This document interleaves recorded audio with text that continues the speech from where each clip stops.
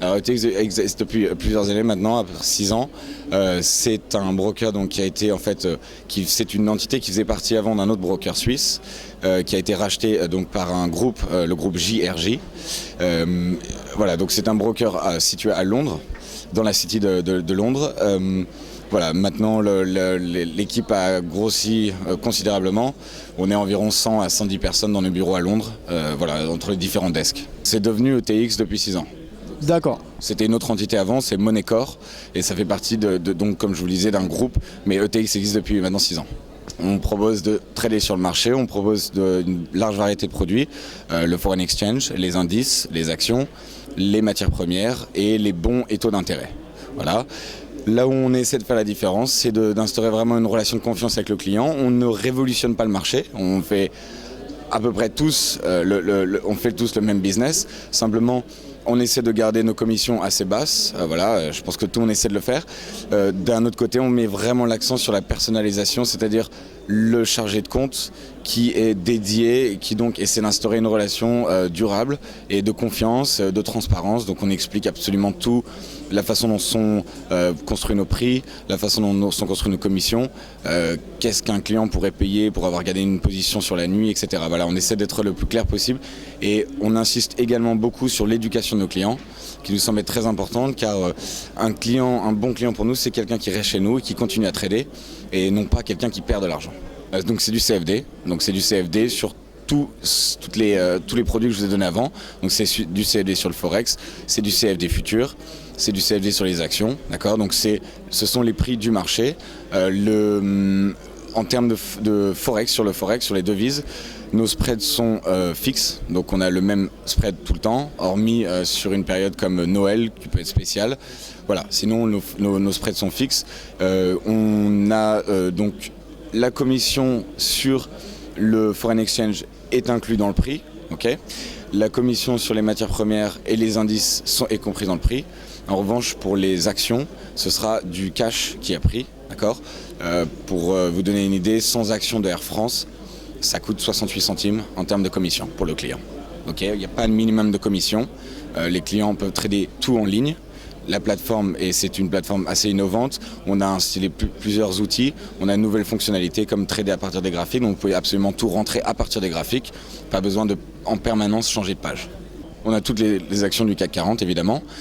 Ensuite, ce qu'on dit toujours à nos clients, c'est qu'on est à l'écoute de nos clients. Ça veut dire que quelqu'un qui veut trader un stock qu'on n'a pas de disponible sur la plateforme, il supplie simplement de nous demander si ce stock peut être tradé et on le met ensuite disponible sur la plateforme. Si c'est une très petite capitalisation boursière, il est très probable, ou si c'est un stock qu'on est trade uniquement par market maker, il est fort probable que ce soit un stock que vous pouvez trader seulement en passant un coup de fil, d'accord. Ce ne sera pas un stock qu'on vous donnera en ligne, il y aura marqué téléphone à côté du produit.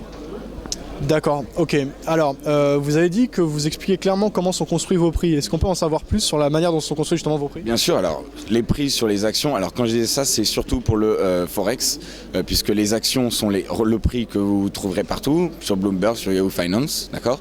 Le Forex, on a un feed de prix qui revient d'environ une dizaine de banques. On prend la moyenne de tous ces prix, ok, et on prend ce qu'on appelle le mid price, donc qui est la différence entre le bid et l'offer, d'accord. Le mid price qui est le prix moyen, prix médian, et on va ajouter notre spread à ce prix médian, d'accord. Après, ce qu'on explique à nos clients, c'est comment est calculée notre commission. Donc on est en général, c'est entre 8 et 10 points de base sur une commission. On explique également comment est calculé ce qu'on appelle en anglais le funding, c'est-à-dire quand vous gardez une position sur la nuit, vous payez pour garder cette position, car la transaction est roulante d'un jour sur l'autre. À part sur les futurs, évidemment, qui sont des produits à expiration, vous ne payez rien pour garder la position sur la nuit. Voilà, le but, c'est d'expliquer au client comment on calcule et de lui donner les moyens, avant même de rentrer sur un nouveau trade, de pouvoir calculer lui-même combien ça lui coûterait. En tout, nombre d'actions ? En nombre de produits global, et après on va rentrer plus spécifiquement. Je ne pourrais pas vous donner le chiffre exact, puisque ça évolue chaque jour. Comme je vous ai dit, si on fait de nouveaux contrats, on a vraiment énormément de produits en termes d'actions. Alors les indices, on a tous les indices du monde que vous pouvez trader, que ce soit le stock exchange en Australie, en Inde, en Chine, que ce soit américain, donc le S&P, le Dow Jones, etc.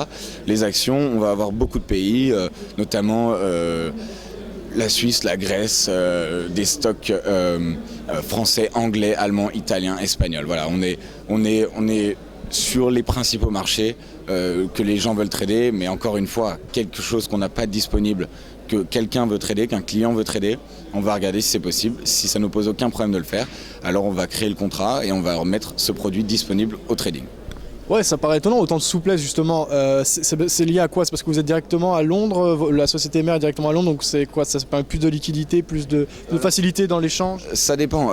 Créer le contrat en soi, c'est pas très compliqué. Ce qu'il faut savoir, c'est que nous, on va regarder est-ce que c'est un stock liquide, est-ce que c'est une grosse capitalisation boursière ou pas. Est-ce qu'on va le donner, est-ce qu'on va dire vous pouvez le trader en ligne ou il faut nous téléphoner?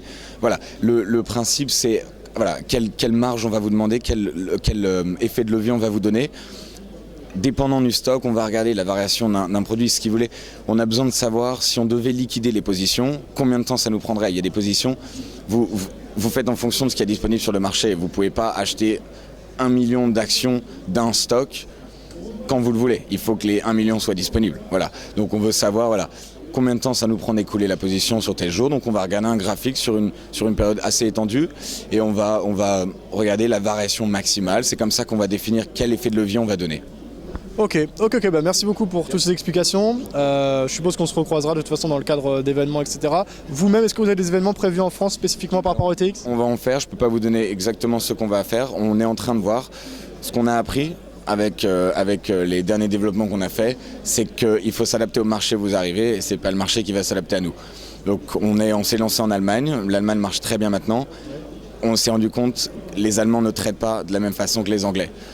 Les Français ne traitent pas de la même façon que les Allemands ni que les Anglais. Voilà, on adapte, on va voir le type d'événement qu'il faut faire. Encore une fois, j'insiste sur l'éducation. Il est important que nos clients comprennent le marché. Le trading, c'est accessible à tous, d'accord? Ça a l'air d'être un monde complètement à part. C'est accessible à tous. Simplement, il faut comprendre comment ça marche. C'est lié on appelle ça en anglais des figures, c'est lié à l'environnement macroéconomique, c'est lié à la santé d'une entreprise. Voilà, c'est ça qu'on veut faire comprendre à nos clients.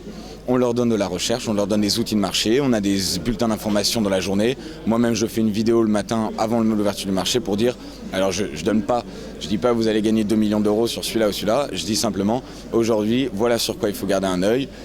Pour telle et telle raison, en ce moment, pour vous donner un exemple juste, on se focalise évidemment sur la Grèce, savoir s'ils vont avoir un plan d'aide qui va leur être donné, et sur les États-Unis, savoir s'ils arriveront à éviter ce qu'on appelle en anglais le fiscal cliff, donc la falaise fiscale ou mur budgétaire.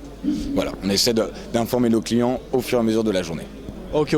Je rebondis juste sur un dernier point, sur ce que vous avez évoqué. Vous avez dit le marché français n'est pas le même que le marché allemand, qu'il n'est pas le même que le marché anglais. Est-ce que vous pouvez préciser ça? Qu'est-ce que vous entendez par les traders allemands, traders français? Quelles sont les spécificités? Je peux vous donner un exemple très simple.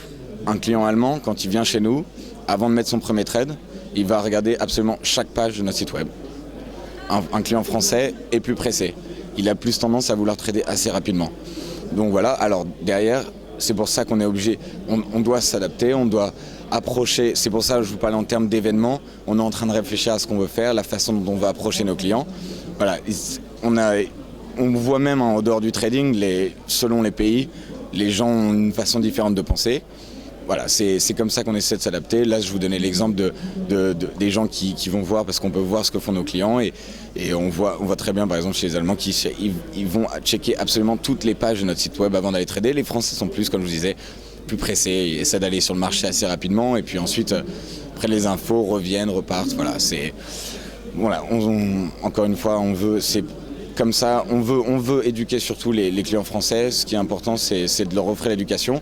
On aura des partenaires qui sont des écoles de trading qui vont donc éduquer nos clients, qui vont éduquer leurs clients, qui vont devenir nos clients car on sera partenaire avec eux. D'un autre côté, on donne la possibilité d'assister à des séminaires ou des webinaires. Tout ça est gratuit. Simplement, quand vous êtes un client, vous y avez accès. Ok, merci pour toutes les informations, Lucas.